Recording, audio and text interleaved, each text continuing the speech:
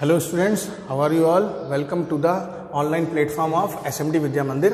बेटा हम लोग प्रीवियस क्लास में फिजिकल वर्ल्ड लेक्चर 1 पढ़ चुके थे, ठीक है। उसमें हमने पढ़ा था what is physics and what is science, ठीक है, एंड सिस्टमैटिक मेथड्स, ये 3 चीजें हमने पढ़ी थी। तो हमने पहले पढ़ा था व्हाट इज साइंस। तो साइंस एक वर्ड से आया है जिसका नाम क्या होता है, सिंटिका, और उससे क्या मतलब होता है, उसका मतलब होता है बेटा टू नो, ठीक है। फिर उसके अंदर हमने क्या पढ़ा, फिजिक्स पढ़ा। और फिजिक्स क्या होती है, फिजिक्स जो होता है वो क्या होता है, it is a branch of science that deals with what, nature and natural phenomena. जो किसके साथ डील करती है, नेचर के साथ डील करती है और नेचुरल फिनोमेनन के साथ क्या करती है बच्चे, डील करती है। चलिए ये 2 चीजें हमने अब तक क्या कर रखी हैं, पढ़ रखी हैं।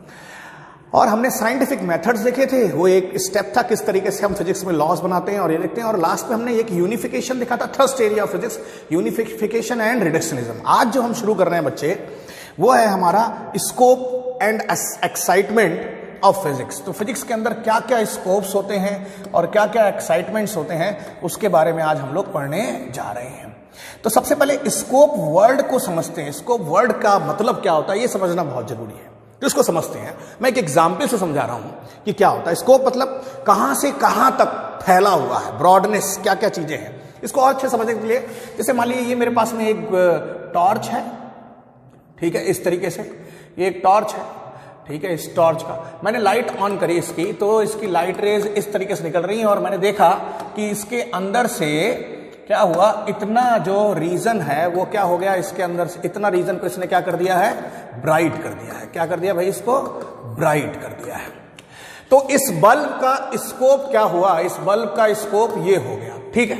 इसी प्रकार से फिजिक्स का क्या स्कोप होता है, कहां से कहां तक फिजिक्स फैली हुई है, क्या क्या इसके अंदर आता है, वो हम लोग अब पढ़ने जा रहे हैं। और क्या क्या एक्साइटमेंट हो गया और उन एक्साइटमेंट के खातिर क्या सोसाइटी पे इंपैक्ट पड़ेगा, अब हम ये पढ़ेंगे बेटा, ठीक है। तो that is our today's agenda. Agenda is what, scope and excitement of physics. फिर देखते हैं अगर टाइम बचेगा तो फंडामेंटल फोर्सेज ऑफ फिजिक्स भी करेंगे, एक लेक्चर में अगर हो जाता है, ठीक है, तब 2 में पढ़ लेंगे, ठीक है बेटा। तो फिजिक्स को पढ़ने से पहले, फिजिक्स के स्कोप को पढ़ने से पहले हमें क्या करना पड़ेगा, क्या फिजिक्स में सब कुछ एक ही स्केल पे मेजर किया जा सकता है? आंसर है नहीं। फिजिक्स में हम 2 डिफरेंट स्केल्स को चूज करते हैं। कुछ चीजें एक में वैलिड होती हैं और कुछ चीजें एक में वैलिड होती हैं। अब तो 3 हो गई हैं, लेकिन अभी तक जो हमारी बुक्स में 2 हैं वो देखिए। तो हमने क्या करा बेटा, हमने फिजिक्स का क्लासिफिकेशन करा। फिजिक्स क्या था, नेचर एंड नेचुरल फिनोमिना, ठीक है। तो study of nature and natural phenomena. तो हमने 2 क्लासिफिकेशन करा। पहला करा हमने मैक्रो। मैक्रो मतलब क्या होता है, लार्ज। मैक्रो मतलब क्या होता है भैया, लार्ज। और दूसरा करा हमने माइक्रो। माइक्रो मतलब क्या होता है, स्मॉल। तो हमने 2 क्लासिफिकेशन करा।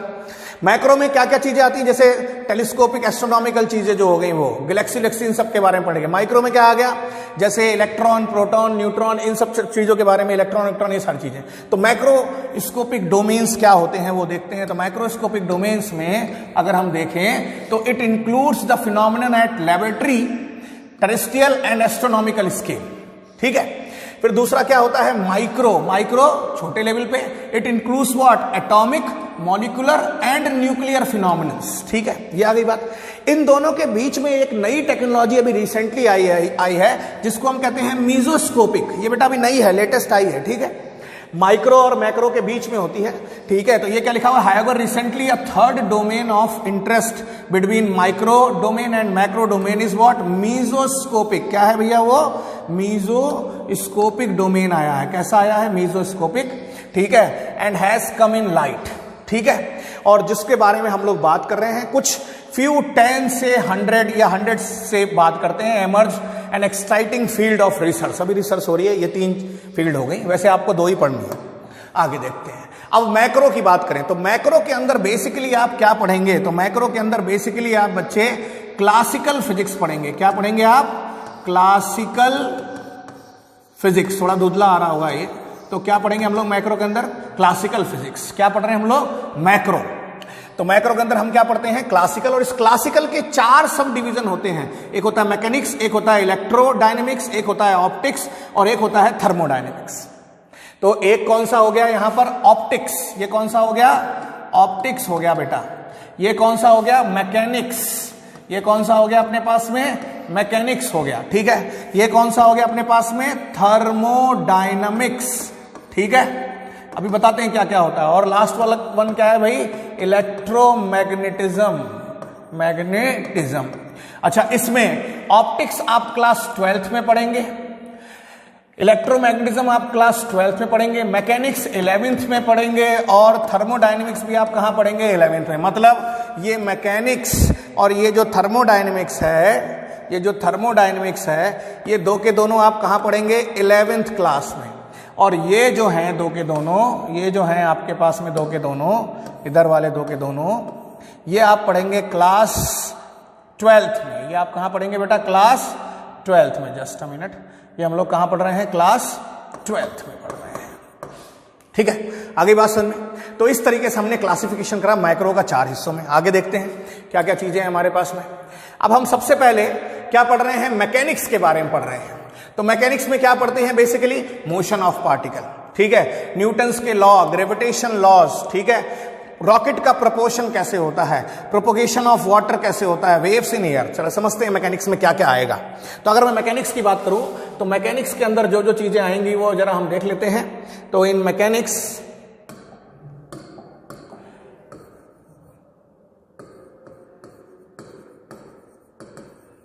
के अंदर हम लोग क्या पढ़ रहे हैं, मोशन, ठीक है, स्पीड, क्या पढ़ेंगे, वेलोसिटी, और क्या पढ़ोगे, एक्सेलरेशन, ठीक है। और क्या आ जाएगा इसमें, इसके अंदर आ जाएगा रोटेशनल मोशन। क्या आ जाएगा इसके अंदर, rotational motion, motion of what, circular motion, circular motion आ जाएगा इसके अंदर। ये motion of what, rigid body होता है। फिर हम इसके अंदर पढ़ेंगे सर्कुलर मोशन भी। क्या पढ़ेंगे हम लोग इसके अंदर बेटा, क्या पढ़ेंगे, सर्कुलर मोशन। इसी मैकेनिक्स के अंदर हम लोग क्या पढ़ेंगे, ग्रेविटेशन। क्या पढ़ेंगे हम लोग इसके अंदर, ग्रेविटेशन। फिर इसी के अंदर हम लोग जो पढ़ेंगे वो क्या पढ़ेंगे, प्रॉपर्टीज ऑफ फ्लूइड्स, फ्लूइड्स, ठीक है, सॉलिड्स, लिक्विड्स, गैसेस। फिर हम इसी के अंदर पढ़ेंगे kinetic theory of gases, kinetic theory of gases भी हम लोग इसी के अंदर पढ़ेंगे, ठीक है भाई। क्या पढ़ेंगे हम लोग, काइनेटिक थ्योरी ऑफ गैसेस। तो these are the few things. हम आगे चल के पढ़ेंगे इसमें एसएचएम, सिंपल हार्मोनिक मोशन। तो ये सारी चीजें कहाँ आएंगी बेटा, हमारी मैकेनिक्स के अंदर। एक बहुत बड़ा ब्रास्ट है, हर एक पे बड़ा बड़ा डिटेल लेक्चर्स मिलेंगे आपको आगे। फिर अगला आता है इलेक्ट्रोडायनेमिक्स। इलेक्ट्रोडायनेमिक्स क्या होता है, तो इलेक्ट्रोडायनेमिक्स ये आप क्लास 12th में पढ़ेंगे।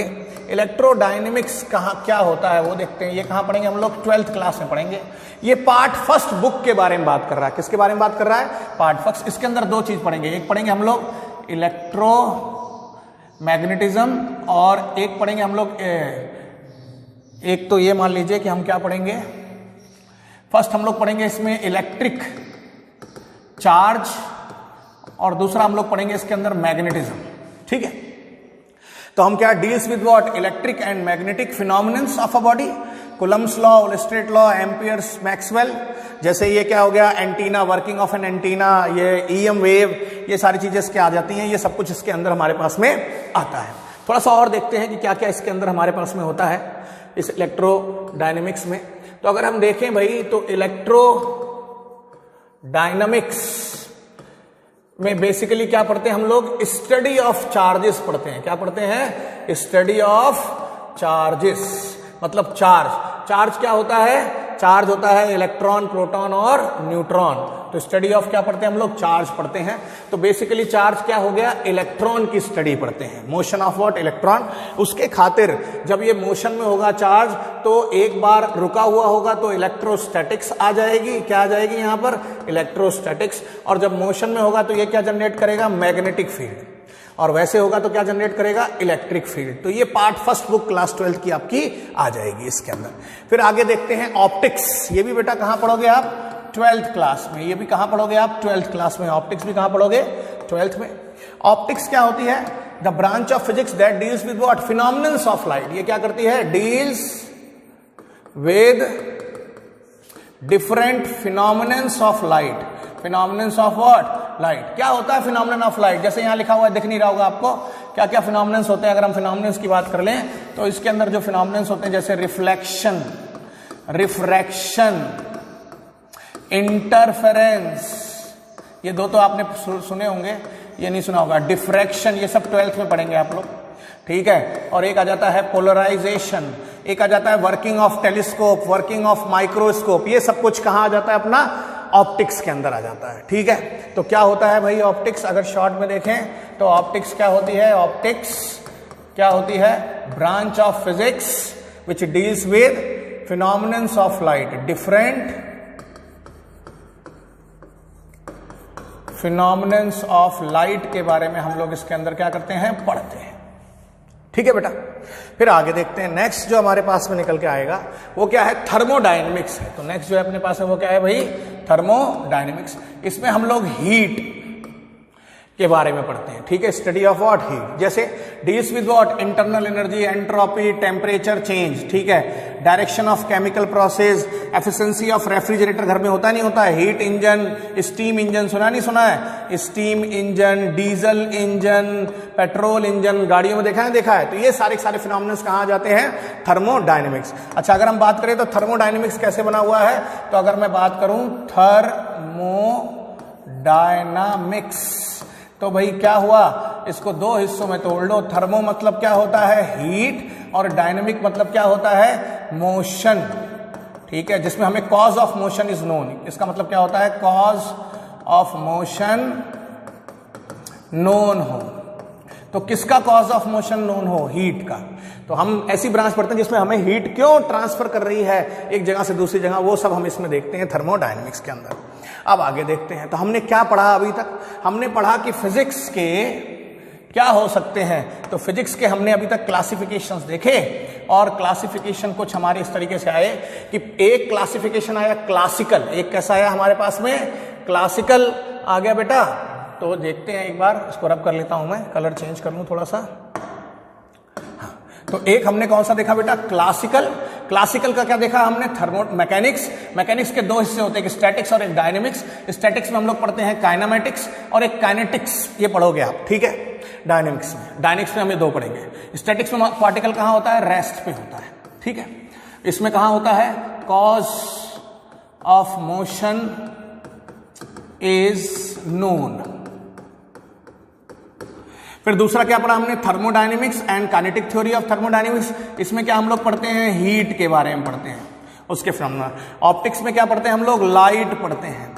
इलेक्ट्रिसिटी एंड मैग्नेटिज्म, इसमें हम क्या पढ़ते हैं, स्टडी ऑफ चार्ज पढ़ेंगे। क्या पढ़ेंगे, स्टडी ऑफ चार्जेस। फिर ये तीन और है, रिलेटिविटी, ये सब आपको एस्ट्रोफिजिक्स, एकॉस्टिक, रिलेटिविटी आइंस्टीन ने दिया है लेटेस्ट, ये सारी चीजें आ गई।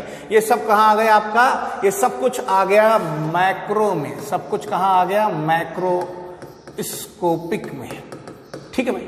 इधर जो आ गया, ये आ गया माइक्रो में। ये किसके अंदर आ गया आपका, माइक्रो में, ठीक है। इसमें हम लोग बाद में आएगी, लेटर आई, इसलिए हम इसको क्या कहते हैं, मॉडर्न कहते हैं। इसके अंदर हम पढ़ेंगे quantum physics, atomic physics, nuclear physics, molecular physics, ठीक है। ये सारे के सारे कहां आ जाते हैं, बेसिकली क्लास 12th में। बहुत छोटा सा पोर्शन है इसका, कहां पर, क्लास 12th में। एक और आ जाता है इसके अंदर, सेमी कंडक्टर। क्या आ जाता है अपने पास में, सेमी कंडक्टर्स चैप्टर आ जाएगा, ठीक है बेटा। तो ये दो बेसिक हमने क्या देखे, स्कोप। अब जरा देखिए, इस स्कोप को मेजर करने के लिए क्या क्या होता है। देखो, वही माइक्रो में क्या आ जाता है अपने पास में, क्वांटम फिजिक्स आ जाती है। अच्छा, इस क्वांटम फिजिक्स को भी हमने 4 हिस्सों में करा। एक इलेक्ट्रॉन है, एक प्रोटॉन है, एक न्यूट्रॉन है, और एक फोटोन है, ठीक है। तो क्वांटम माइक्रो बहुत छोटा, deals with the structure of matter, interaction between electrons, protons and all this, ठीक है। तो ये हमारा हो गया माइक्रोस्कोपी। तो एक मैक्रो हो गया और एक क्या हो गया, माइक्रो हो गया। अब जो स्कोप ऑफ फिजिक्स है, इसका मेजरमेंट देखिए, जो भी आपने पढ़ा, तो इसके मेजरमेंट का स्केल ऑफ मेजरमेंट, अलग अलग स्केल ऑफ मेजरमेंट है। तो ये शुरू होता है माइक्रो। तो माइक्रो में क्या आ गया, 10⁻⁻15 मीटर, ठीक है। चलते रहे और यहां पर आ गए हम यूनिवर्स के साइज पे, और ये कितना निकल के आ गया, 10⁻27 रेंज होती है। अलग अलग जगहों पर दिया, जैसे मिल्की वे का 10⁻21 हो गया, 10⁻11 पे क्या हो गया, अर्थ और सन का डिस्टेंस हो गया। रेड ब्लड सेल्स का 10⁻⁻6 हो गया। ह्यूमन बीइंग अप्रोक्सीमेटली मीटर्स में जाता है, 1 मीटर 1.5 मीटर का होता है। तो यहां पर आ गया ह्यूमन टेनिस खेल रहा है, ये सारी चीजें रखी। तो ये क्या है, एक रेंज है, स्केल है, जिसके आधार पर हम लोग क्या करते हैं, किसी चीज को क्या करते हैं, मेजर करते हैं, ठीक है। आगे बात समझ में। तो ये क्या है बेटा, अपने पास में स्कोप है, स्कोप ऑफ व्हाट, क्या है बेटा, फिजिक्स। आगे देखते हैं नेक्स्ट थिंग जो उसके बाद हमारे पास में आती है। फिर हमने अभी तक क्या पढ़ा, स्कोप कहां से कहां तक फैली हुई है। अब इसके लिए एक्साइटमेंट क्या होगा, तो एक्साइटमेंट क्या होता है, एक्साइटमेंट मतलब कोई चीज हमें पता चल रही है तो उसके खातिर हम नए नए एक्सपेरिमेंट्स करते हैं। क्या करते हैं हम लोग, कुछ नए एक्सपेरिमेंट करते हैं और उन एक्सपेरिमेंट के आधार पर कोई एक नई ब्रांच निकल के आती है, कोई एक नई चीज निकल के आ जाती है, वो हमको अब पढ़ना है। तो क्या होता है, ये टोटली एक्साइटिंग फील्ड है। Excitement on the basis of what, theory. कुछ लोग को एक्साइटमेंट इसकी थ्योरी पढ़ के अच्छा लगता है, कुछ लोग को इसमें कंसेप्ट एंड लॉज आते हैं, कुछ लोग को इसमें एक्सपेरिमेंट मजा आता है और कुछ एप्लीकेशन और एक्सप्लोर आते हैं। वही लिखा हुआ है, the excitement of physics comes from, ये कम्स पूरा एक शब्द है, पीछे यहां छूट गया, comes from the changes in conducting new experiment. New experiment ध्यान रखना, for revealing the secrets of nature, for revealing the word secret of nature. The scientific progress is not only qualitative but also quantitative analysis. तो qualitative और quantitative खाली नहीं, इसमें क्या क्या quantity क्या क्या चीजें होती है वो होती है जिससे लॉस बनते हैं और theory of physics are in what universe. अब थोड़ा समझते हैं इसके बारे में कि कैसे ये सारी चीजें बोली गई हैं। तो देखिए इसको जरा हम समझने की कोशिश करते हैं कि क्या कहना चाह रहे हैं। तो मैं थोड़ा बोर्ड का कलर चेंज कर लेता हूं। ये अब देखिए, जैसे कि एग्जाम्पल लेते हैं। एग्जाम्पल क्या है कि एक्साइटमेंट से क्या क्या हम कर सकते हैं, कि नेचर में क्या होता है हमारे पास में, वो सारी चीजें हम लोग देखने की कोशिश करते हैं। जैसे देखिए कि पहले के जमाने में, आज की बात करूं मैं तो आज क्या है, आज सबसे पहले हमने क्या पढ़ा भाई, मॉडर्न फिजिक्स पढ़ी। क्या पढ़ी हमने, मॉडर्न फिजिक्स में क्या होता है वो देखिए। और इससे क्या हुआ, तो मॉडर्न फिजिक्स एक नई चीज को, एक चीज को क्रिएट कर रही है। वो क्या है कि जैसे आपने देखा सिलिकॉन चिप्स आती हैं, क्या होती हैं, सिलिकॉन चिप्स। इनकी मदद से क्या बनता है भैया, कंप्यूटर बनता है। क्या बनता है, कंप्यूटर, मोबाइल, ठीक है, मोबाइल फोन, ये सारी चीजें।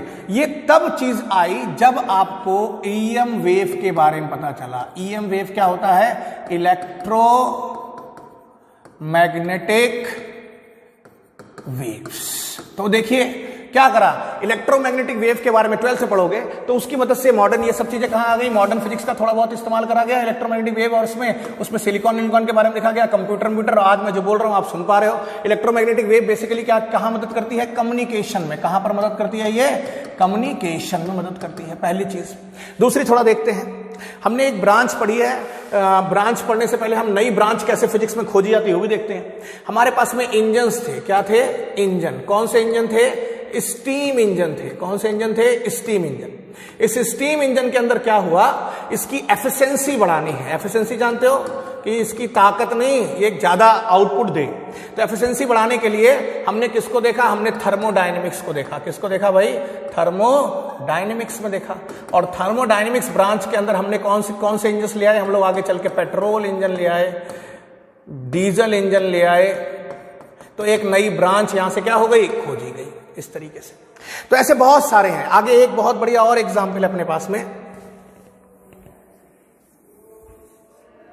वो देखिए क्या है एग्जाम्पल।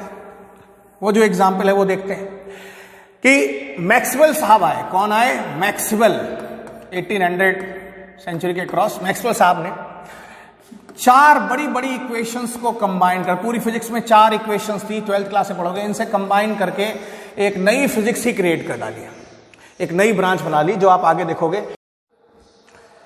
तो इनसाइट इन फिजिक्स क्या है बेटा, ये हम जरा एक बार देखते हैं दोबारा क्या क्या चीजें होती हैं फिर से। तो इनसाइट इन फिजिक्स की अगर हम बात करें तो फिजिक्स के अंदर क्या क्या चीजें हम पढ़ते हैं बेसिकली। तो आंसर आया, हम फिजिक्स के अंदर कुछ चीजें देखते हैं। वो बेसिकली क्या है भाई, in physics first what we focus on the study of what, matter, energy, space, time, और इनके particular respective properties, internal relationships पढ़ते हैं इनके बीच में। तो मतलब हम क्या पढ़ रहे हैं वो देखिए, हम जो पढ़ रहे हैं पहली चीज इनसाइट इन फिजिक्स में हम लोग क्या पढ़ रहे हैं भाई, मैटर के बारे में। दूसरा हम क्या पढ़ रहे हैं, हम स्पेस के बारे में देख रहे हैं। तीसरा हम लोग क्या देख रहे हैं भाई, एनर्जी, कल बताया था कंसेप्ट है एनर्जी। और चौथी चीज क्या हम देख रहे हैं भाई, टाइम, ठीक है। और लास्टली हम इन सभी के क्या कर रहे हैं, इंटर रिलेशंस। क्या कर रहे हैं हम लोग, इंटर रिलेशन, सॉरी एक मिनट,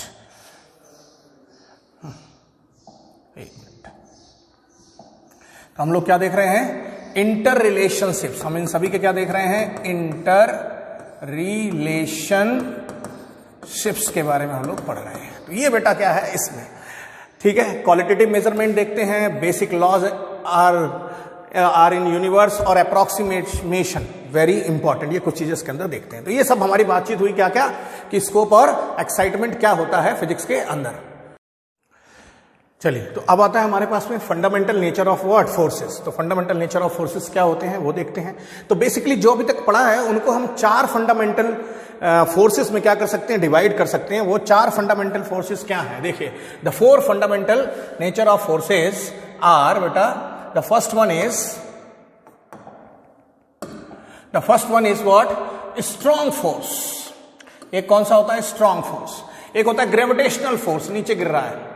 एक हो गया वीक फोर्स, यहां पर मैंने आदमी की ताकत के हिसाब से बनाया है। एक होता है इलेक्ट्रोमैग्नेटिक फोर्स, ठीक है। तो इलेक्ट्रोमैग्नेटिक समझ में आ गया, मैग्नेट में चार्जेस की खातिर हो गया। एक ये स्ट्रॉन्ग फोर्स क्या होता है, यहां आदमी के हिसाब से होता है, अभी आगे देखेंगे। एक ग्रेविटेशनल फोर्स और एक वीक फोर्स। पूरा का पूरा वर्ड इन्हीं 4 फोर्सेस से क्या करा गया है, इंटरेक्ट करता है। चलिए देखते हैं क्या क्या दिया हुआ है। तो हमने एक फोर्सेस बनाए हैं, इनकी रेंज एक टेबल बनाई है बेटा, इसको आप ध्यान से देखिए। सबसे पहले आता है ग्रेविटेशनल फोर्स। तो ग्रेविटेशनल फोर्स क्या होता है, अट्रैक्ट्स मैटर टू मैटर, मतलब ये किसके खातिर जनरेट होता है, मास के खातिर। किसके खातिर जनरेट होता है, मास के खातिर। और उसका नेचर कैसा होता है, अट्रैक्टिव इन नेचर होता है। ये कैसा फोर्स होता है, लॉन्ग रेंज फोर्स होता है। और इसकी स्ट्रेंथ कितनी होती है, 6 × 10⁻⁻⁹ relative to what, strongest force. सबका रिलेशन किससे हो रहा है, इसकी मदद से हम रिलेट कर रहे हैं, ठीक है, इसके कंपैरिजन में। दूसरा आता है electromagnetic force, holds electron in orbit about nuclei of an atom. तो मतलब एक एटम के न्यूक्लियस के अंदर के बात करते हैं। ये शॉर्ट रेंज फोर्स कह सकते हो आप इसको, और ये इसके कंपैरिजन में 100 टाइम्स कम होता है, ऐसा मान लीजिए आप। Next, nuclear force. ये क्या होता है, ये सिर्फ न्यूक्लियस के अंदर, जिसके अंदर न्यूट्रॉन प्रोटॉन होते हैं वो। ये क्या हो गया, ये प्रोटॉन, ये न्यूक्लियस हो गया, और ये इलेक्ट्रॉन घूम रहे हैं, उसके बारे में बात कर रहा है, ठीक है। यहां पर क्या हो गया भाई, प्रोटॉन हो गया। तो ये बहुत शॉर्ट रेंज होता है, 10⁻⁻15 पे लगता है, और इसकी स्ट्रेंथ सबसे ज्यादा होती है। ये फोर्स कैसे होता है, प्रोटॉन के बीच में, न्यूट्रॉन के बीच में, और न्यूट्रॉन प्रोटॉन के बीच में फोर्सेस होते हैं ये सारे, ठीक है। तो इसको हम कहते हैं न्यूक्लियर फोर्स कहते हैं बेसिकली। फिर एक होता है weak nuclear force. Weak nuclear force ज्यादा नहीं बता सकता मैं आपको, ये बेटा न्यूट्रिनो में लगता है, मेसॉन्स में लगता है। क्वार्क आप 12th क्लास में पढ़ोगे, इलेक्ट्रॉन के से भी छोटा पाया जाता है, या प्रोटॉन से भी छोटा पाया जाता है। 2 तरह के क्वार्क होते हैं। क्या होते हैं, 2 प्रकार के क्वार्क्स होते हैं, वो देखते हैं, थोड़ा बता देता हूं आपको। क्वार्क 2 टाइप के होते हैं, एक होता है अप, एक होता है डाउन। तो एक होता है 2/3 ऑफ ई, और एक होता है 1/3 ऑफ व्हाट, ई। तो ये 2 तरीके से क्वार्क होते हैं। वीक फोर्स होता है 10⁻⁻17 मीटर में लगता है, इसकी स्ट्रेंथ सबसे कम होती है। तो ये आ गया। अब एक एक फोर्सेस को थोड़ा डिटेल में पढ़ते हैं। ग्रेविटेशनल फोर्स देखिए क्या होता है। ग्रेविटेशनल फोर्स किस पे लग रहा है, मासेस के लिए लग रहा है। किसके लग रहा है भैया, ये मासेस के लिए। क्या फॉर्मूला होता है, F = G m1m2/r²। तो किसके खातिर लग रहा है, ये मासेस के खातिर लग रहा है। इसका नेचर कैसा रहेगा, अट्रैक्टिव रहेगा। कैसा रहेगा इसका नेचर, अट्रैक्टिव रहेगा। और रेंज कैसी रहेगी इसकी, range is what, infinite, very large, ठीक है, वही दिया हुआ है। और ये कैसा है, तो दिखा है बिटवीन व्हाट, मासेस, स्ट्रेंथ ये दी हुई है, इसकी इन्फिनिटी रेंज है, ये सारी चीजें दी हुई है। और it is a force of mutual interaction between 2 bodies by virtue of their masses related by this formula, and it is universal gravitational force. It obeys inverse square law. क्यों inverse square law को follow कर रहा है, क्योंकि इसमें 1/r² आ रहा है। अगला देखते हैं। नेक्स्ट आ गया इलेक्ट्रोमैग्नेटिक फोर्स। इलेक्ट्रोमैग्नेटिक फोर्स क्या होता है, इसमें जो फॉर्मूला आता है वो F = कितना आ जाता है, K Q1Q2/r²। 2 चार्ज के बीच में होता है ये कोई Q1 चार्ज है, ये कोई Q2 चार्ज है, इनके बीच का डिस्टेंस R है, तो निकल के आता है। इसकी स्ट्रेंथ जो पीछे स्ट्रॉन्गेस्ट फोर्स होता है उससे 1/137 टाइम्स कम होता है, यानी 100 टाइम्स कम होता है। रेंज इसकी भी कैसी होती है, इन्फिनिटी तक होती है, ठीक है। और ये सब कुछ दिया हुआ, इसको हम कहते हैं कूलम्ब्स लॉ। क्या कहते हैं हम लोग इसको भाई, कूलम्ब्स लॉ। तो ये किस पे लग रहा है, चार्जेस के लिए लग रहा है। किसके लग रहा है बेटा, ये आंसर है, ये चार्जेस के लिए लग रहा है, ठीक है। तो it is applicable for what, charges, ठीक है। ये मैग्नेटिक फोर्स भी होता है, एक कौन सा होता है, मैग्नेटिक फोर्स, और वो फॉर्मूला होता है F = QVB sin थीटा। लगा किसके लिए, चार्ज के लिए, ये भी लग गया। ठीक है बेटा, अगला देखते हैं। अगला जो है अपने पास में स्ट्रॉन्ग फोर्स। स्ट्रॉन्ग फोर्स क्या हो गया कि ये एटम है, इस एटम का ये क्या हो गया, न्यूक्लियस हो गया। तो ये सिर्फ और सिर्फ न्यूक्लियस पे ही लगता है। कहां लगता है, न्यूक्लियस पे ही लगता है। और न्यूक्लियस का जो साइज अपने को रदरफोर्ड साहब ने बताया है वो अप्रोक्सीमेटली 10⁻⁻15 मीटर होता है। न्यूक्लियस के अंदर क्या पाए जाते हैं, आंसर है न्यूट्रॉन और प्रोटॉन पाए जाते हैं। तो ये न्यूट्रॉन न्यूट्रॉन के बीच में होता है, या प्रोटॉन प्रोटॉन के बीच में होता है, या फिर न्यूट्रॉन और प्रोटॉन के बीच में होता है। Strongest force found in the nature. ठीक है, ये अपने को दिया हुआ है। ठीक है, रेंज क्या होती है, 10⁻⁻15, डायमीटर ऑफ व्हाट, न्यूक्लियस। इसके और इसके बीच में नहीं लगता, सिर्फ और सिर्फ यहीं पर लगता है। इतने ही रीजन में लगेगा, जो न्यूक्लियस का साइज दिया हुआ है वहां पर लगेगा। ठीक है, आगे देखते हैं। फिर वीक न्यूक्लियर फोर्स। ठीक है, तो ये वीक न्यूक्लियर फोर्स ज्यादा नहीं बन सकता, ब्यूजॉन्स चीजें होती हैं, उनके बीच में होता है। एंटी न्यूट्रिनो, न्यूट्रिनो क्या होता है, एंटी न्यूट्रिनो, ये ऊपर से जा रहा होगा आपके। ठीक है, न्यूट्रिनो वहां पर बनता है। तो ये थोड़ा सा देख लीजिएगा, ये सारे कुछ होते हैं। क्वार्क, ठीक है, इन सब में चीजें आ जाती हैं। कहाँ आ जाता है, ये क्वार्क्स में आ जाता है। क्वार्क्स क्या होते हैं, दो प्रकार के, एक अप और एक डाउन। अप होता है 2/3e, डाउन होता है 1/3e, इस तरीके से। ठीक है, तो ये हमारे हो गए 4 fundamental nature of what, forces. अब आगे देखते हैं बेटा, आगे क्या आता है, कंजर्वेशन लॉस। क्या आते हैं, कंजर्वेशन लॉस। तो आपने पढ़ा होगा that energy can neither be created nor be destroyed, can transfer from one form to another form. तो वही कंजर्वेशन हो गया। वैसे मोमेंटम होता है, ऐसे ही एंगुलर मोमेंटम होता है। तो देख लीजिए, सिंपल सा है। तो हम सबसे पहले जो बात कर रहे हैं वो पढ़ रहे हैं हम लोग कंजर्वेशन ऑफ एनर्जी। ठीक है भाई, तो क्या होता है, energy can neither be created nor be destroyed. It can be transferred from one form to another. तो समझ में आया नहीं है भाई? तो इसमें क्या है बेटा, जैसे देखिए आइंस्टीन साहब ने अपने को क्या क्या बताया था वो देख लेते हैं। जैसे आइंस्टीन ने इस कंजर्वेशन ऑफ एनर्जी से क्या बताया, एक रिलेशन लिख लिया, E = what, mc²। फिर हम लोग पावरफुल टूल की तरह यूज करते हैं मैकेनिक्स की प्रॉब्लम को सॉल्व करने के लिए। फिर हम विद एक्सटर्नल फोर्स, कोई एक्सटर्नल फोर्स F एक्सटर्नल लगा देते हैं, तो हम वर्क एनर्जी प्रिंसिपल लगा लेते हैं, जैसे कंजर्वेटिव है, नॉन कंजर्वेटिव है। फिर हम क्या लगाते हैं, शो सम फॉर्म्स, जिसमें हम फंडामेंटल प्रिंसिपल्स को पढ़ते हैं। इसी तरीके से हम लोग कंजर्वेशन ऑफ मोमेंटम भी निकालते हैं और conservation of what, angular momentum भी निकालते हैं। तो this is all about your chapter first, physical world. ठीक है बेटा, अपना ख्याल रखिए, टेक करिए। अब हम नए लेक्चर में आएंगे जिसका नाम क्या है, यूनिट्स एंड मेजरमेंट। ये बहुत ज्यादा छोटा चैप्टर था, जनरली इसमें सिर्फ इंट्रोडक्शन है, कहां से कहां तक फिजिक्स चलती है, 11, 12 सब कुछ। और ये पढ़ना बहुत जरूरी है, क्योंकि इसके बिना आपको समझ में नहीं आएगा कि क्या क्या हमको पढ़ना है। ठीक है, तो take care of yourself. Thanks for watching the lecture.